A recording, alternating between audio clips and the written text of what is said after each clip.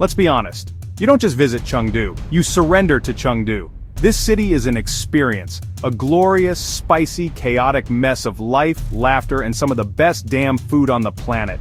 Over the next 7 days we're talking hole-in-the-wall eateries, ancient temples, panda bear diplomacy, and enough fiery Sichuan peppercorns to make your eyes water.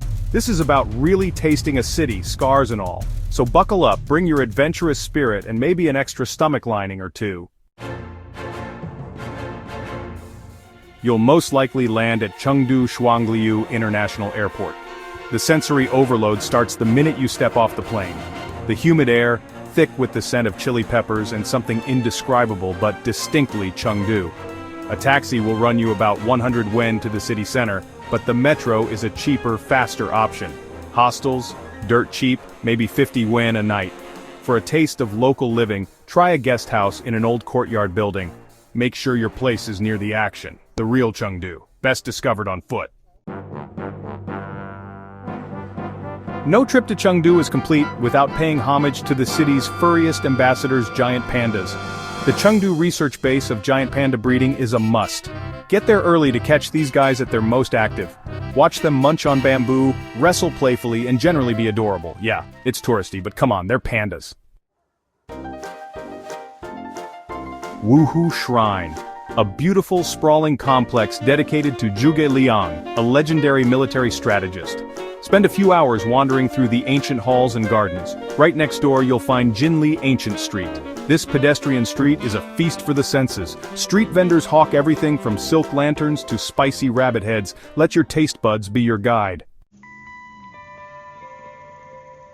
Today we're venturing out of the city to pay respects to the Leshan giant Buddha. It's about a 2-hour bus ride from Chengdu, costing around 50 yuan. At over 70 meters tall, carved into a cliffside, this thing is beyond impressive. It's humbling. Spiritual even. Pro tip, take a boat trip for the best views. It's worth the extra few yuan. Tonight we're diving headfirst into Sichuan culture. First up, the Sichuan opera. Prepare to be mesmerized by the elaborate costumes, the piercing music, the fire-breathing performers.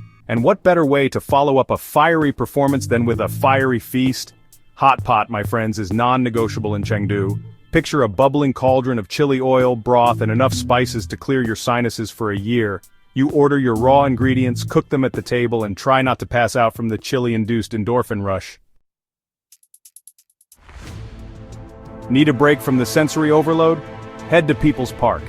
Free to enter, this green oasis in the heart of the city is the perfect place to relax, people watch, and maybe even get your ears cleaned. Later on, get lost in the labyrinthine alleyways of Quanzhai Alley.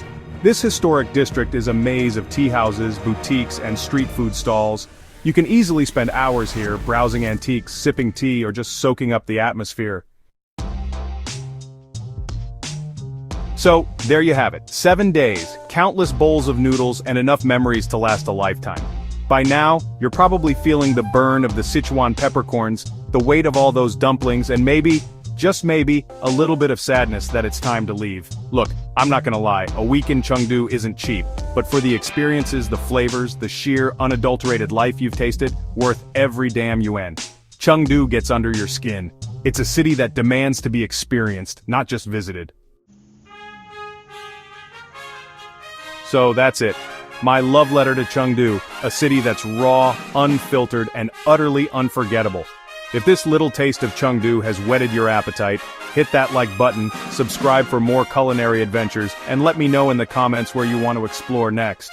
Until then, eat well, travel far, and never be afraid to try something new. Thanks for joining us on this journey through Chengdu.